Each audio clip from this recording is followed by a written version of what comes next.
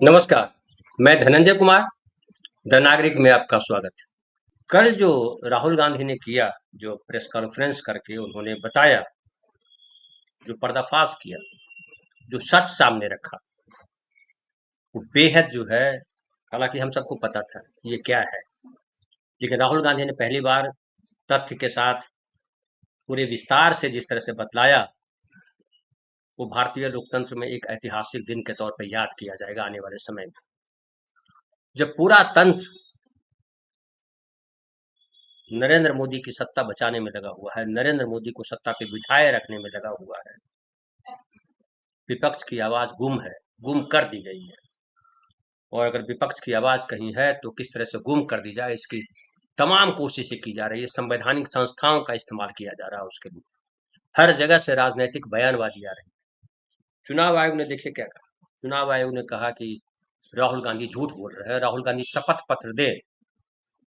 अरे भाई, राहुल गांधी ने आपका काम आसान किया है। आप जो बिहार में एसआईआर करा रहे हो, पूरे देश में कराना चाहते हो, किस लिए कराना चाहते हो? क्या ढूंढ रहे हो? क्या मिला उसमें? कहा, शुरुआत में कहा कि बांग्लादेश, म्यांमार और नेपाल के नागरिकों को शामिल कर लिया गया है चुनाव वोटर लिस्ट में। क्या कोई नाम मिला?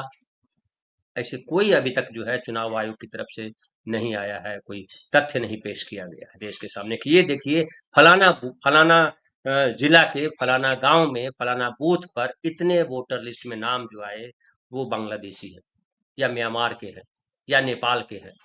अब तक नहीं आया है। सूत्रों के हवाले से जरूर ये बताया गया।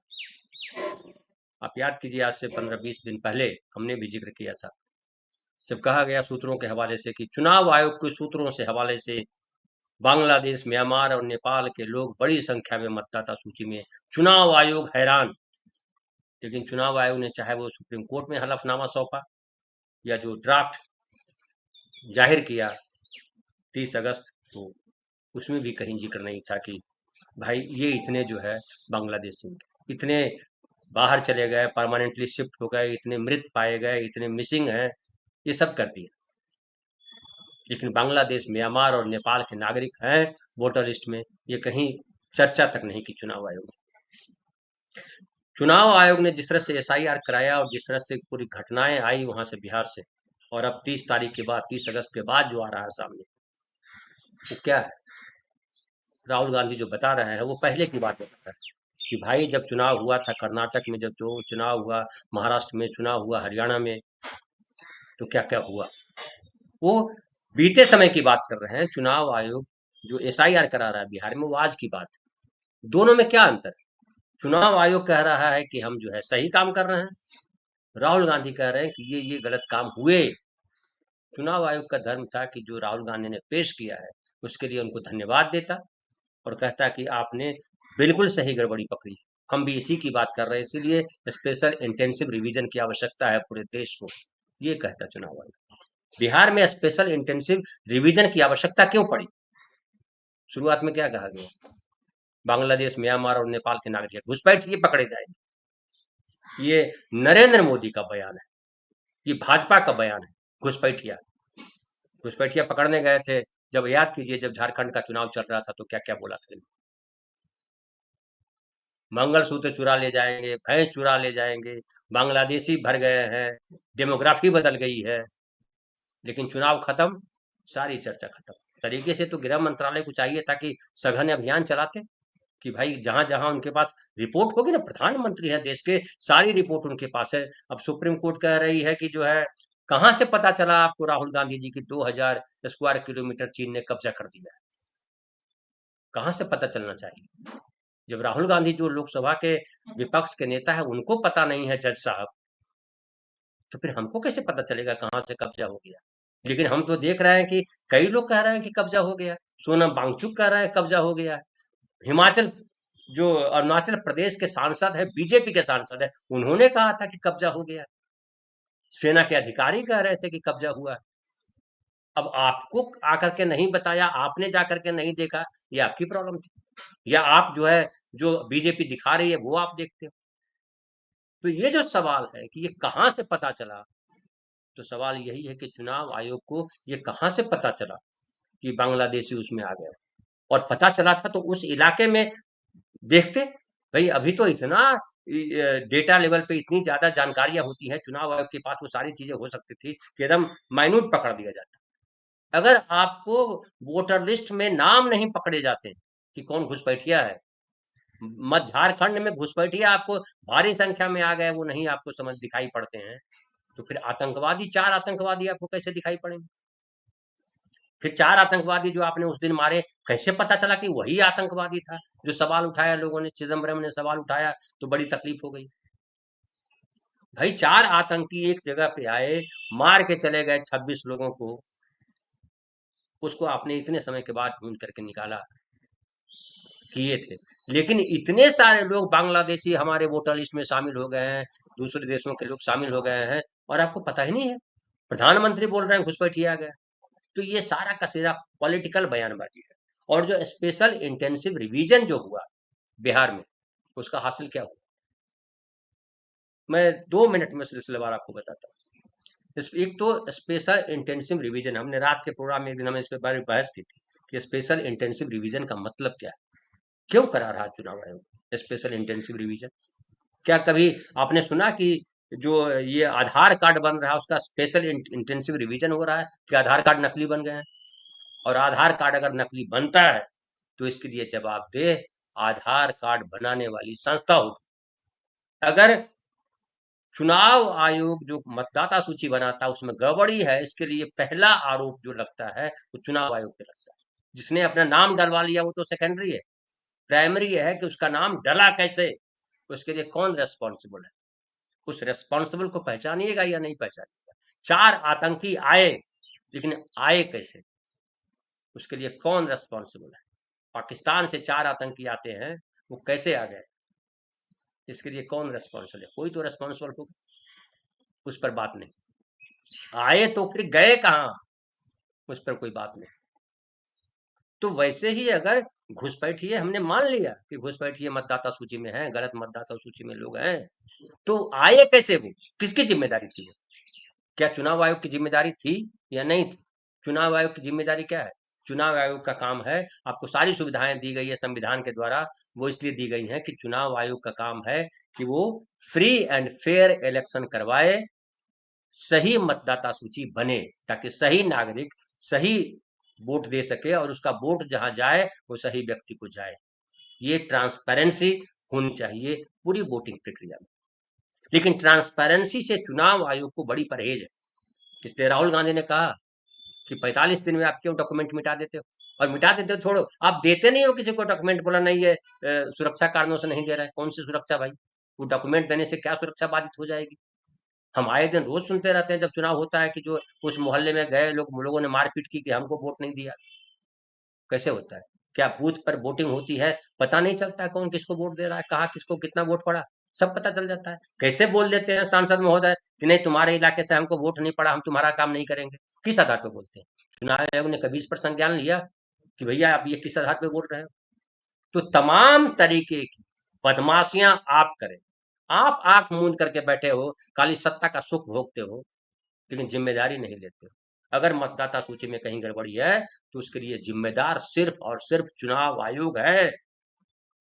आप अपनी जिम्मेदारी स्वीकार करो, लेकिन कैसे जिम्मेदारी स्वीकार करवाएंगे? सुप्रीम कोर्ट कह देती है कि भैया वो इंडिपेंडेंट संस्था है, उसमें हम कुछ नहीं कर सकते। संसद में बहुमत के आधार पर चुनाव आयोग की चीजों में परिवर्तन कर दिया जाता है कि ये डॉक्यूमेंट नहीं दिखाएंगे, वो डॉक्यूमेंट नहीं दिखाएंगे। और जिस राहुल गांधी, जो कमिटी है चुनाव आयोग के, जो कमिश्नर की का चुनाव होता है, जो कमिटी है 3 लोगों की कमिटी, जिसमें पहले चुनाव आयोग की जो कमेटी, चुनने वाली कमेटी थी, उसमें कहा गया था, सुप्रीम कोर्ट ने कहा था कि इसमें चीफ जस्टिस ऑफ इंडिया होंगे, प्रधानमंत्री होंगे और एलओपी होंगे, लोकसभा के प्रतिपक्ष के नेता होंगे। उसको नरेंद्र मोदी जी ने पलट दिया, संविधान में चेंज कर दिया, कानून बदल दिया सब, और कहा कि नहीं, प्रधानमंत्री होगा, प्रधानमंत्री द्वारा चुना हुआ कोई कैबिनेट का व्यक्ति होगा और एलओपी होगा। क्यों बदल दिया भाई? क्या तर्क है इसके पीछे? क्या आपको लगा कि चुना जो चीफ जस्टिस ऑफ इंडिया उसके लायक नहीं है? क्या वो जो है वो सही काम नहीं करेंगे? चुनाव आयोग की जो कमिटी है, चुनने वाली चुनाव आयोग के कमिश्नर की कमेटी में उसमें सीजीआई का होना अनिवार्य था। उसकी वजह मैं बताता हूँ। जो चुनाव आयोग है कंप्लीटली एक संवैधानिक संस्था है, वो किसी के नियंत्रण में नहीं तरीके से, वो इंडिपेंडेंट संस्था है, ऑटोनोमस बॉडी है। और जो उसका काम है वो पूरी तरह से लोकतंत्र उस पर बेस्ड है। अगर मतदाता सूची सही नहीं है, अगर मतदाताओं के वोट सही जगह सही नहीं जाते हैं, अगर जो चुने जाते हैं सांसद विधायक उनमें गड़बड़ी है चुने जाने में, तो ये चुनाव आयोग की असफलता है, विफलता है। तो चुनाव आयोग के कमिश्नर का जब चयन होगा, जो कमेटी है उसमें चीफ जस्टिस ऑफ इंडिया अगर होते, तो चीफ जस्टिस ऑफ इंडिया या कहिए न्यायपालिका जो सुप्रीम कोर्ट है, वो संविधान का कस्टोडियन है कि संविधान को किसी भी हालत में चोट न लगे, संविधान हर हाल में सुरक्षित रहे, ये सुप्रीम कोर्ट का काम है। तो सुप्रीम कोर्ट के अगर वो जज होते तो सबसे बेहतरीन होता कि सुप्रीम कोर्ट के जज, प्रधानमंत्री और एलओपी, इतना बढ़िया टीम थी। उसको नरेंद्र मोदी जी ने संशोधन करके बनाया कि नहीं, चीफ जस्टिस ऑफ इंडिया नहीं होंगे, मैं होऊंगा, मेरी पसंद का एक व्यक्ति होगा। तो जब आप और आपकी पसंद के व्यक्ति 3 आदमी है, 3 आदमी में बहुमत से फैसला होगा, फिर एलओपी का क्या मतलब है? लेकिन फिर भी एलओपी का मतलब है कि एलओपी अपनी टिप्पणी उस पर लिखेगा, ये सही है या गलत है। और जब इतिहास लिखा जाएगा तो पता चलेगा ये कितनी नंगाई पे उतर गए नरेंद्र मोदी। लेकिन चुनाव आयोग जब कहता है, जो चुनने वाली कमेटी में है चुनाव आयोग को, मतलब वो मालिक है, ये नौकर है, वो कह रहा है कि राहुल गांधी झूठ बोल रहे हैं, राहुल गांधी ये कर रहे हैं, गड़बड़ी कर रहे हैं, शपथ पत्र दे। ये कहने वाला चुनाव आयोग कौन होता है? चुनाव आयोग क्या है? क्या नागरिकों को के द्वारा चुना गया है? वो कोई भी व्यक्ति जो नागरिकों के द्वारा चुना गया है वो सबसे इंपॉर्टेंट है इस देश में, इसलिए प्रधानमंत्री की सबसे ज्यादा महत्ता है। इसीलिए लोकसभा के जो ये नेता होते हैं विपक्ष के, वो बड़े महत्वपूर्ण पोस्ट पे होते हैं, पक्ष और विपक्ष। तो चुनाव आयोग ने जो किया वो बेहद जो है, जिसको कहते हैं हमारे यहाँ थेथराई बोलते हैं कि थेथराई पे उल्टा है। चित भी मेरी, पट भी मेरी, हम न्याय की बात करेंगे नहीं। और इसीलिए राहुल गांधी ने जो कहा है बहुत करेक्ट कहा है। मैं आपको पहले वीडियो दिखा देता हूँ जो राहुल 15-17 मिनट का है, आप देखिए जो राहुल गांधी ने हिंदी में जो बोला, खाली वही वाला पार्ट मैंने रखा है और कितनी स्पष्टता के साथ रखा है, उसको पहले देखिए, उसके बाद हम फिर जो है आगे बात करेंगे।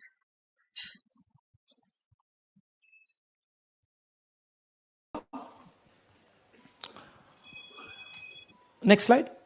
हमें सस्पेशन था, करोड़ों लोगों को सस्पेशन था कि दाल में क्या कुछ ना कुछ काला है। बीजेपी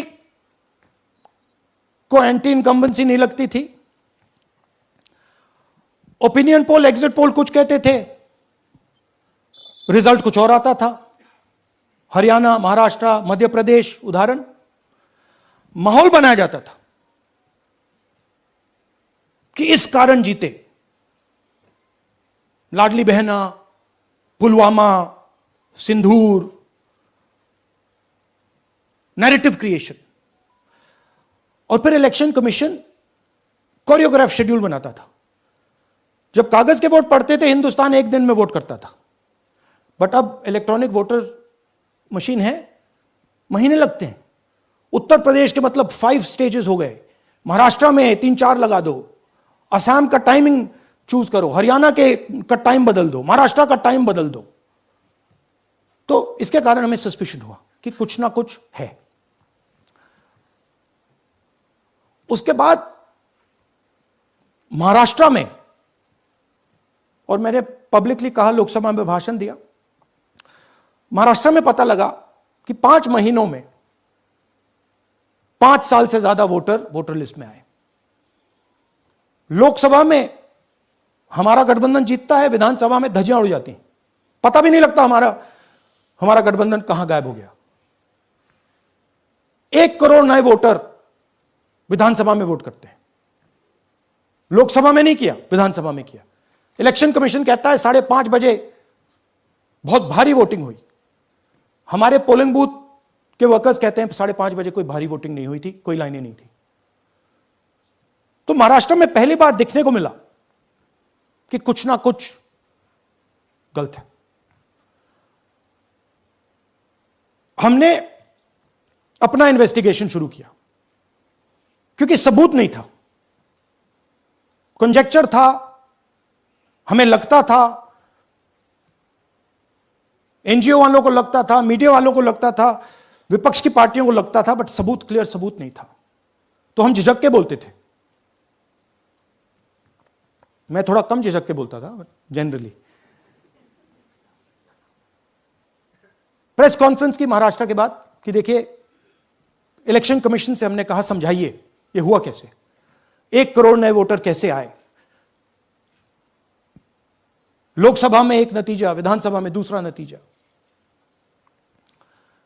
आर्टिकल लिखा, रीजनल न्यूज़पेपर्स में डाला, महाराष्ट्र में डाला, बहुत चला महाराष्ट्र में, क्योंकि लोगों को यह फीलिंग थी कि कुछ ना कुछ यहां पे गलत हुआ है।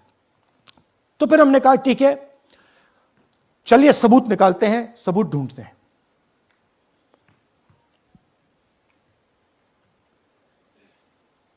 हर स्टेप पे इलेक्शन कमीशन हमें मदद नहीं कर रही थी, उल्टा जिन चीजों को हमें जरूरत थी वो नहीं दे रही थी, बहाने बना रही थी। हमने उनसे डिजिटल वोटर रोल मांगा, इलेक्ट्रॉनिक फॉर्म में वोटर लिस्ट दे दीजिए, नहीं दे सकते। एक बार नहीं, अनेक बार डेलीगेशंस गए, मैंने चिट्ठी लिखी, चलता गया, कुछ नहीं। फिर कहते हैं कि 5:30 बजे वाला मामला था महाराष्ट्र में, तो कहते हैं सीसीटीवी फुटेज को हम 45 दिन में खत्म कर देंगे, डिस्ट्रॉय कर देंगे। बड़ा स्ट्रेंज रिएक्शन है।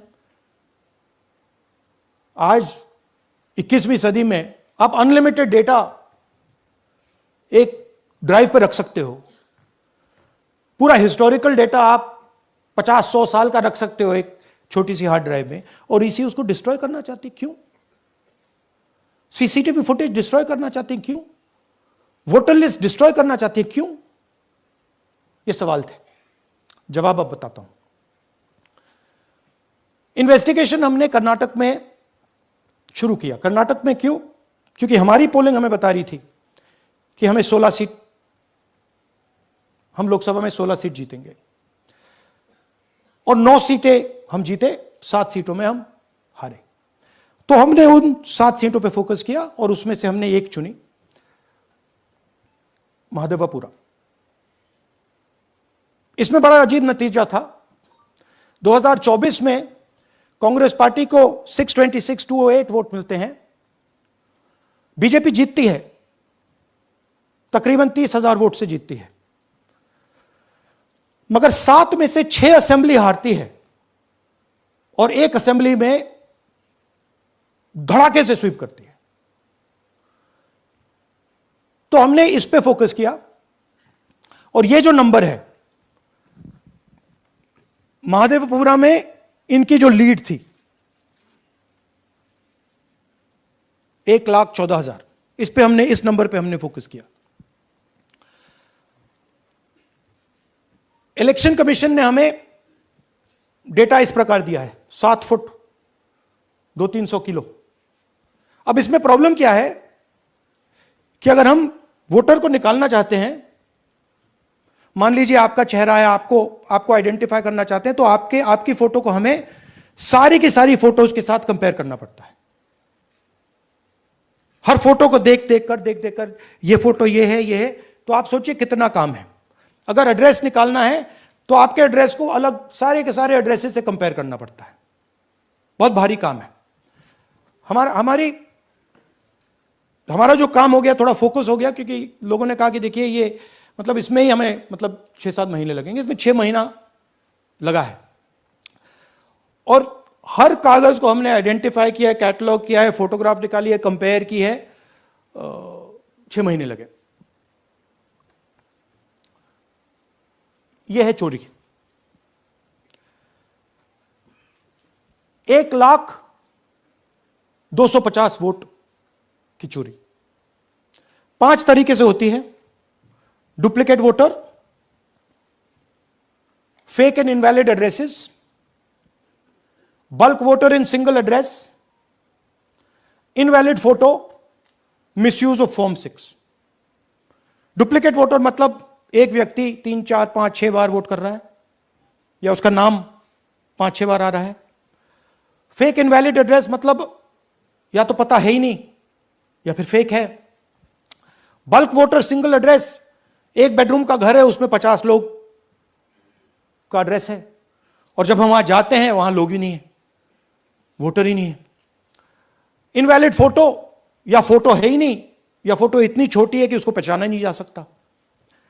और finally misuse of form 6। Form 6 नए वोटर्स के लिए होती है, जो 18 साल का होता है, पिछले इलेक्शन में जिसने वोट नहीं किया उसके लिए होती है। मतलब 18 से 22-23 की एज होनी चाहिए उसकी। तो इसका जबरदस्त मिसयूज हुआ है। अब थोड़ा दिखाते हैं। यह देखिए गुरकीरत सिंह डांग, इनका नाम बूथ नंबर 116, 124, 125 एंड 126 में 4 बार। जूम इन कीजिए। यह देखिए गुरकीरत सिंह डांग, फादर्स नेम रणबीर सिंह डांग, हाउस नंबर A413। तो दिखाइए गुरकीरत कौर डांग, सॉरी गुरकीरत सिंह डांग, हाउस A413, पूरब मैनर। 4 बार आता है। और यह सिर्फ एक व्यक्ति नहीं है, हजारों व्यक्ति हैं। ये मैं आपको लिस्ट दिखा देता हूं। ये है डुप्लीकेट वोटर की लिस्ट, देख लीजिए। ये सब डुप्लीकेट वोटर्स हैं।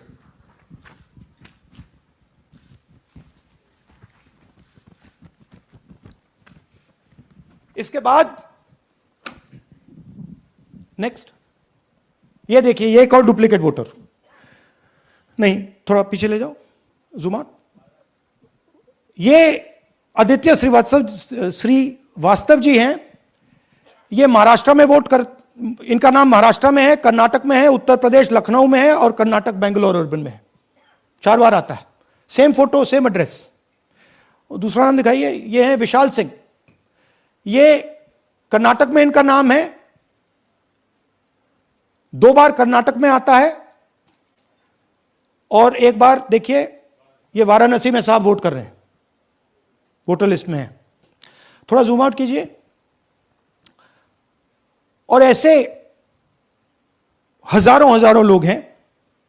11,000 वोट ऐसे चोरी हुआ है। ठीक है। Next, fake address. या तो एड्रेस है ही नहीं या फिर address 0, house number 0, street number 0। दिखाइए हाउस नंबर 0, देखिए मुनियप्पा जी, मंजुला मुनियप्पा जी का हाउस नंबर 0। अच्छा, ये देखिए टेकराज सबकाता, इनका फादर का नाम DFOIGAIDF, हाउस नंबर 0 में रहते हैं। हस्बैंड्स नेम इनका, नीचे जाइए, टिक्का कुमारी आचार्य, नेम YTDR, किसी ने ऐसे ही टाइप कर दिया है, YTDR QPF। अच्छा, जूम आउट। और जब हम इन एड्रेसेस को वेरीफाई करने जाते हैं तो कोई एड्रेस नहीं है। 40,000 ऐसे वोटर हैं, या एड्रेस 0 है या फिर एड्रेस है ही नहीं। Next, bulk voters in single address. Single bedroom का घर है, 80 वोटर रह रहे हैं उसमें। दिखाइए, जूम इन कीजिए। अलग अलग नाम, अलग अलग परिवार। और जब हम वहां जाते हैं हमें बताया जाता है यहां पे 80 लोग नहीं रहते, यहां पे ये लोग हैं ही नहीं, कोई नहीं जानता इनको। ये है बूथ नंबर 366 पे वही कहानी। ये देख लीजिए, छोटा सा एक बेडरूम का घर है। जूम इन कीजिए। ये सब लोग, इलेक्शन कमीशन के मुताबिक ये सब लोग इस घर में रहते हैं। और जब हम वहां जाते हैं एक भी नाम नहीं मिलता, और वहां के लोग कहते नहीं ऐसे, इन लोगों को हम नहीं जानते। Zoom out. 10,000 से ज्यादा वोटर सिंगल एड्रेस में गए। नेक्स्ट, एक और तरीका, कमर्शियल एस्टेब्लिशमेंट में लोगों के नाम डाल दो। ये एक ब्रूअरी है कर्नाटक में, 68 वोटर्स इसमें हैं। मगर जब हम वहां जाते हैं, पूछते हैं भैया ये हैं कौन, कहां है, नो आइडिया, डोंट एग्जिस्ट। अलग अलग परिवार के हैं, एक साथ रह रहे हैं इस ब्रूअरी में, पता नहीं। नेक्स्ट, इनवैलिड फोटोग्राफ, यह बहुत बड़ा तरीका है। इसमें या तो इनकी फोटो है ही नहीं पोलिंग वोटर लिस्ट पे, या फिर इतनी छोटी है कि पहचानी नहीं जाती। देख लीजिए, ये देख लीजिए, और ये सब नाम है इनके, ये सब लोग हैं जिनकी फोटोग्राफ नहीं है और या फिर दिखाई नहीं देती। जूम आउट, हां, 4132। नेक्स्ट, मिसयूज ऑफ फॉर्म 6, आपने सुना होगा, नए वोटर्स मोदी जी को वोट करते हैं, आता है मीडिया में। फॉर्म 6 नए वोटर्स के लिए है। मैं आपको आज नए वोटर बनाने का तरीका दिखाता हूं, कैसे मैन्युफैक्चर किए जाते हैं। ये देखिए, शकुन रानी जी हैं, 13/9/23 को ये नई वोटर, फर्स्ट टाइम वोटर बनती हैं। इनकी एज क्या है, दिखाओ जरा।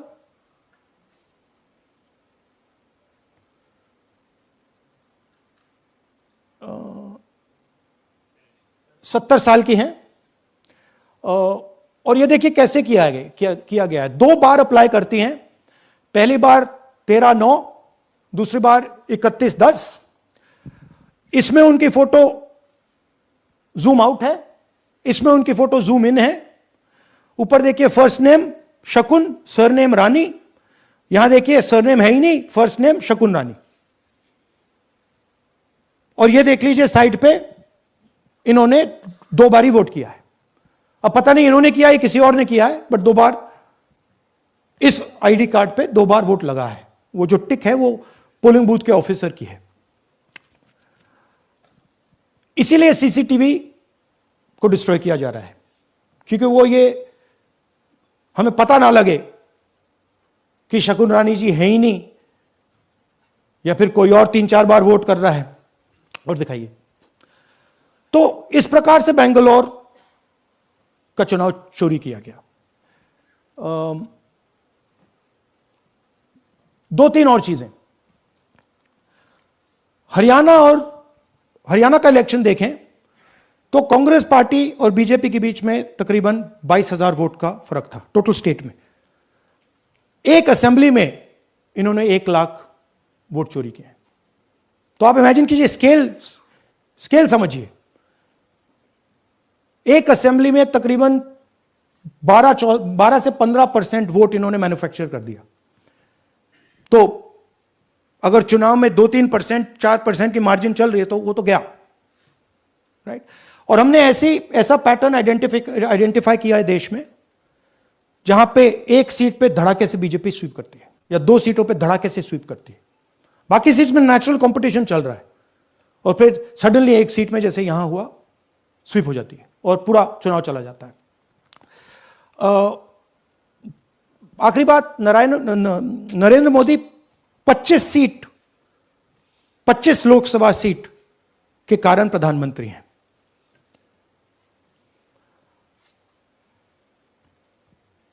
हमें इलेक्शन कमीशन यह डेटा इसलिए नहीं दे रहा है क्योंकि अगर हमने जो यहां महादपुरम में किया, अगर हम इसे बाकी लोकसभाओं में करा देंगे तो देश की डेमोक्रेसी की, लोकतंत्र की सच्चाई बाहर आ जाएगी। ये अब एविडेंस है, ये क्रिमिनल एविडेंस है, और इलेक्शन कमीशन देश में पूरे एविडेंस को डिस्ट्रॉय करने की सोच रहा है। मैंने जैसे कहा, 21वीं सदी है, एक हार्ड ड्राइव पे आप पूरा डेटा रख सकते हो, 100 साल 200 साल का डेटा रख सकते हो, जितना रखना है रख दो। मगर इलेक्शन कमीशन 45 दिन में सीसीटीवी को खत्म करना चाह रहा है, वोटर लिस्ट नहीं दे रहा है। तो they are colluding with the BJP, they are helping the BJP destroy the election system in India. Rahul Gandhi ने जो कहा वो आपने सुना। तो राहुल गांधी ने जो कहा वो अगर गलत कहा है, जो चुनाव आयोग कर रहा है, तो इसको प्रमाणित करना पड़ेगा। प्रमाणित करना पड़ेगा आपको कि आप जो राहुल गांधी ने रखा है वो कैसे गलत है। वैसे ही सिलसिलेवार प्रेस कॉन्फ्रेंस कीजिए और जो जो तथ्य है वो बताते ये राहुल गांधी ने ये बताया, ये डेटा ये है, खत्म हुई बात। लेकिन उससे भी इम्पोर्टेंट ये हो जाता है कि जो चेहरा है चुनाव आयोग का वो एक्सपोज्ड है, वो कुछ नया नहीं है। तो जो राहुल गांधी अब कह रहे हैं वो बड़ा इम्पोर्टेंट है। और इम्पोर्टेंट ये इसलिए है कि जो हो रहा है वो गड़बड़ हो रहा है। वोटर लिस्ट जिस तरह से बिहार में बन रहा है, जो एसआईआर हो रहा है, उसमें तमाम तरह की गलतियां सामने आ रही हैं। और जो 65 लाख वोटर जिनको हटाया गया है मतदाता सूची से, उसको लेकर के हमने शाम में भी बताया था कि चुनाव आयोग ने भी कहा है कि इसकी डिटेल दीजिए। तेजस्वी यादव ने तो बाकायदा सीधा कहा है कि भैया ये किस आधार पे आपने उनको, जो 65 लाख मतदाता हैं, उनको मृत, स्थानांतरित या अनुपस्थित घोषित करने का आधार क्या है। भाई राहुल गांधी का तो आधार है कि चुनाव आयोग देखिए ये कह रहा है, चुनाव आयोग के वोटर लिस्ट में ये है, उसका आधार है। लेकिन ये किस आधार पे कह रहे हैं चुनाव आयोग वाले कि 65 लाख जो मतदाता है उनमें से इतने मृत हैं, इतने स्थानांतरित हो गए या अनुपस्थित हैं, उसका आधार क्या है। तेजस्वी पूछ रहे हैं कि मृतक मतदाताओं के परिजनों से कौन सा दस्तावेज लिया जिसके आधार पर उनकी मौत की पुष्टि हुई। डेथ सर्टिफिकेट है सबका, डेथ सर्टिफिकेट भी नकली बन जाता है, ये भी अपने आप में बड़ी खतरनाक बात है इसमें। जिन 36 लाख मतदाताओं को चुनाव आयोग स्थानांतरित बता रहे हैं, अस्थायी रूप से पलायित बता रहे हैं, उसका क्या आधार, किस आधार पर पता चला कि वो, क्या कोई लेटर है या घर जाकर के गए तो वहां ताला बंद था। ताला बंद का मतलब क्या होता है कि वो चले गए, पड़ोसी ने बताया, कैसे, तो वो आधार तो बिल्कुल होना कि पड़ोसी ने बताया, उनके रिश्तेदार ने बताया, किसने बताया, क्या लिख के लिया या मुंह जबानी सुन के आ गए। तरीके से तो लिख के लेना चाहिए कि भैया कोई पड़ोसी कह रहा है कि ये नहीं है, तो भैया ये फॉर्म है, ये नहीं है, इसको आप, मैं भरता हूँ, आप साइन करके दे दीजिए ताकि प्रमाण हो। ये तो ऐसे ही सुन के आ गए तो नहीं चलेगा। जिसे राहुल गांधी कह रहे हैं कि कई पते पे हम गए, उस पते पे लोग नहीं रह रहे हैं। अब इसको लेकर के देखिए, अब जो राहुल गांधी ने जब प्रेस कॉन्फ्रेंस किया उसको लेकर के चुनाव आयोग ने तो कहा है कि झूठ बोल रहे हैं राहुल गांधी। लेकिन झूठ बोलने से खाली नहीं काम चलेगा, आपको साबित करना पड़ेगा कि वो झूठ है।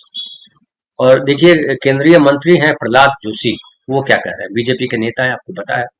वो कह रहे हैं कि महाराष्ट्र विधानसभा चुनाव में आप हारे, लोकसभा में आपने और भी ज्यादा सीटें गंवाई, एनडीए ने अच्छा प्रदर्शन किया, कर्नाटक में विधानसभा में नतीजे आपके पक्ष में आए लेकिन लोकसभा में नहीं आए, महाराष्ट्र में न विधानसभा न लोकसभा में आपकी जीत हुई, तो आप देश और दुनिया के सामने क्या दिखाना चाह रहे हैं। तर्क और बुद्धि भी कोई चीज होती है।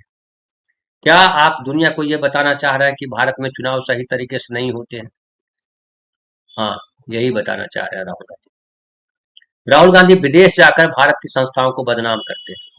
कैसे बदनाम करते हैं, अगर चुनाव आयोग गड़बड़ी कर रहा है तो क्या न बोला जाए। और जो आप विदेश जाकर न देश में ही बोले, तो विदेश नहीं जा रहा है, देश में बोला हुआ प्रहलाद जोशी जी, ये प्रहलाद जोशी जी से पूछा जाना चाहिए कि कौन सी चीज ऐसी है जो डिजिटल मीडिया पे आ रहा है तो दुनिया के अलग और देशों में नहीं जा रहा है। गूगल तो सब कर रहा है, प्रहलाद जोशी कहाँ घूम रहे हैं वो भी पता चल जाता है गूगल से, किस रेस्टोरेंट में खाना खाया और क्या किया। प्रहलाद जोशी जी हो सकता है आपने रोकवा लिया हो, हम लोग का तो पता चल जाता है कि हम पटना में हैं कि बिहार में हैं कि दिल्ली में है कि कहाँ है। फिर ये कह रहे हैं कि राहुल गांधी विदेश जाकर भारत की संस्थाओं को बदनाम करते हैं। अगर चुनाव में गड़बड़ी होती है तो आपके उम्मीदवार झारखंड में कैसे जीते, ये आपको बताना है कैसे जीते। आप बताइए, आप भी एक प्रेस कॉन्फ्रेंस कीजिए और बताइए कि कहाँ कहाँ गड़बड़ी हुई राहुल गांधी की तरफ से या झारखंड मुक्ति मोर्चा की तरफ से, आपका फर्ज है बताना। मोदी जी ने कहा था कि भाई इतने बांग्लादेशी घुस आए हैं, अमित शाह ने कहा था बांग्लादेशी आ गए हैं, तो साबित कीजिए उसको, उसमें क्या दिक्कत है। आप भी ऐसा प्रेस कॉन्फ्रेंस कीजिए, नरेंद्र मोदी जी से बोलिए कि भैया नरेंद्र मोदी जी ऐसा एक आप भी प्रेस कॉन्फ्रेंस कीजिए और इसमें बताइए कि जो है तेलंगाना में कांग्रेस कैसे जीती, कर्नाटक में कांग्रेस कैसे जीती विधानसभा, झारखंड में कैसे जीती, गठबंधन कैसे जीता, आप भी बताइए, क्या दिक्कत है इसमें। प्रेस कॉन्फ्रेंस करिए आप भी, नरेंद्र मोदी जी और अमित शाह जी दोनों मिलकर के कह रहे हैं ऐसा प्रेस कॉन्फ्रेंस, तो उस बात समझ में आए। लेकिन खाली ये सवाल है, नकली सवाल उठाना कि भैया महाराष्ट्र और फलाना जगह कैसे जीत गए आप, ये गड़बड़ है। तर्क और बुद्धि आपके पास नहीं है, आपको साबित करना है कि तर्क भी आपके पास है और बुद्धि भी आपके पास है। अभी जो दिखाई पड़ रहा है कि तमाम संस्थाओं को बीजेपी ने हाईजैक कर दिया। आपके पास खाली झूठा आरोप लगाना है, और झूठा आरोप तो फाइनली झूठा ही होता है। सच को कितना भी दफनाओ दबाओ, एक न एक दिन बाहर आता है, झूठ पता चल जाता है। आरएसएस ने क्या क्या दुनिया में झूठ बोला ये सबको पता है, सब छपा हुआ है। आप क्या झूठ बोल रहे हो, मोदी जी ने क्या झूठ बोला है, सबको पता है।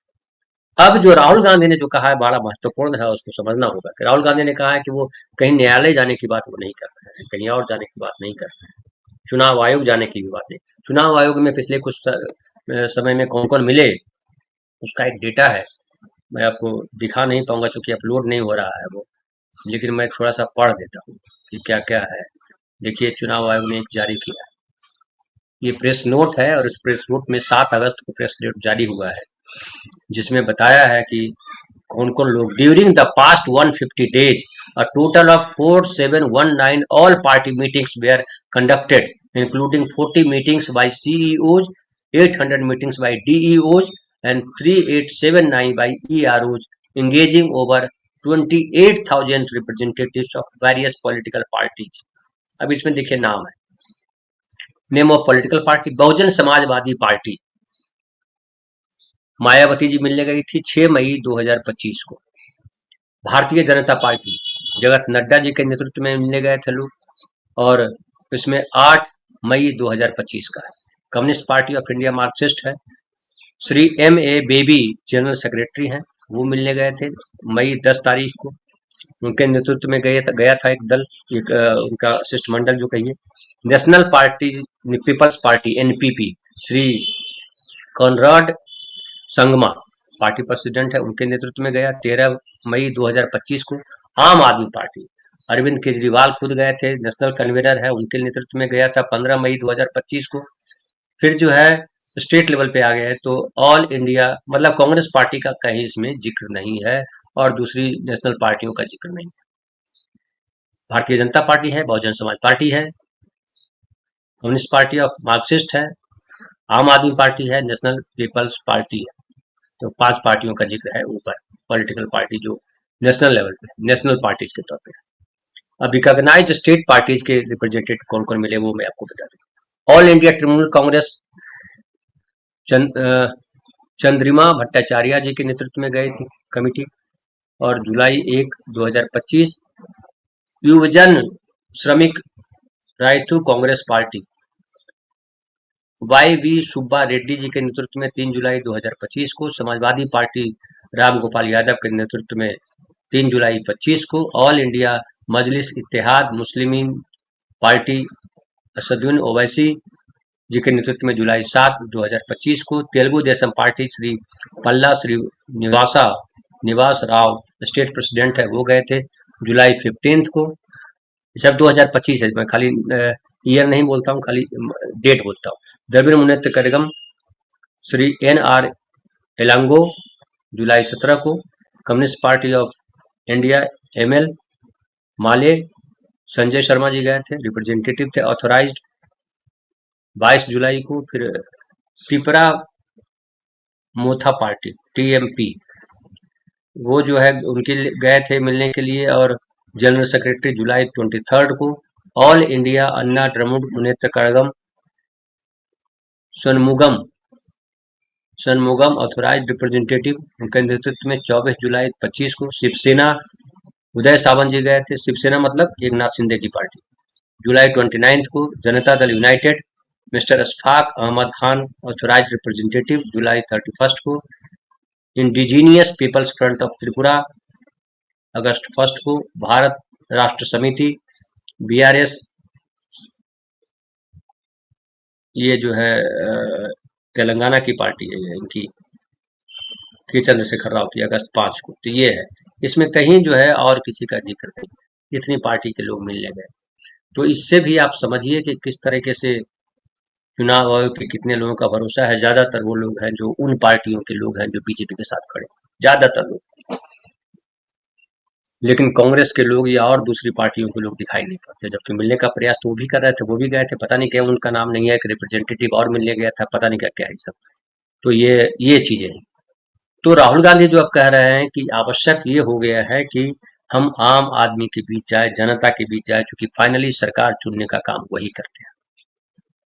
और गड़बड़ियां जो है वो कहाँ से ठीक हो सकती है?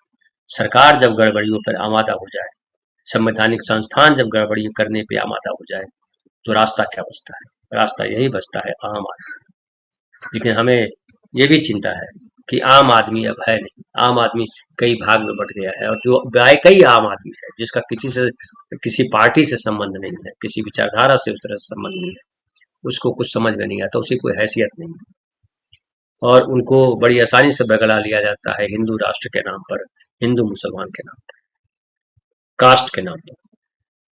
ज्यादातर लोगों को मैं देखता हूँ कि जब गांव में भी ज्यादातर लोग जो नहीं जानते हैं चीजों को कि हिंदू राष्ट्र का मतलब क्या है, उनको लगता है कि हाँ, हिंदुस्तान पाकिस्तान तो बन गया ना मुसलमान के लिए, तो जाए पाकिस्तान, सब यहाँ क्या कर रहा है, ये हिंदुओं का हिंदुस्तान है। ये लोगों में फीड कर दिया गया।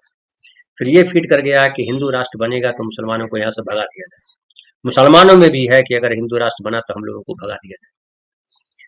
फिर जातियों को लेकर के चीजें हैं। तो ये सारी चीजें हमारे समाज में बड़े गहरे घर कर गई और लंबे समय के अनुसार किया गया है। अब जो संविधान सम्मत पार्टियां हैं, जो संविधान की जो कीमत को पहचानते हैं, जो नागरिकों के अधिकार को समझते हैं, उनकी भूमिका बढ़ जाती है। और उनकी भूमिका है कि जो जिस तरह से राहुल गांधी ने पर्दाफाश किया चीजों को, उसको आम आदमी तक पहुंचाए, अवेयर हो आम लोग जाने कि देश में चल क्या रहा है। ये जो ढोंग पसारा जा रहा है दुनिया भर के मीडिया के द्वारा, मीडिया बुरी तरह से जो कहिए कि सरकार के चंगुल में। एक साथी लिख रहे थे कि कहीं राहुल गांधी ने क्या किया, कहीं चर्चा नहीं। मैं भी वही देख रहा हूँ, कहीं उस तरह की चर्चा नहीं है, कुछ और चर्चा आ रही है, अलग अलग खबरें चल रही है। ट्रंप का भारत से ट्रेड डील पर बातचीत करने से इनकार, ट्रंप के 50% टैरिफ के बदले भारत क्या करेगा, धराली त्रासदी, पाकिस्तान बांग्लादेश पर मेहरबान ट्रंप, यूपी के 24 जिलों में बाढ़, ये तमाम चीजें हैं। राहुल गांधी ने जो किया वो बहुत नीचे है लिखा हुआ, मॉर्निंग न्यूज ब्रीफ में है कि राहुल ने बताया वोट चोरी कैसे हो, उसमें साथ में ऐड किया हुआ है। देखिए, ये मैं बता रहा था, इसमें नहीं दिख रहा है, उस पर दिखेगा। तो ये तमाम जगहों पे, ये दैनिक भास्कर में पढ़ के आपको सुना रहा था, दैनिक भास्कर की ये हालत है, तो बाकी की क्या हालत होगी इसका अंदाजा आप लगा सकते हैं। बहरहाल बहुत बहुत धन्यवाद, मिलते हैं फिर शाम की चौपाल में।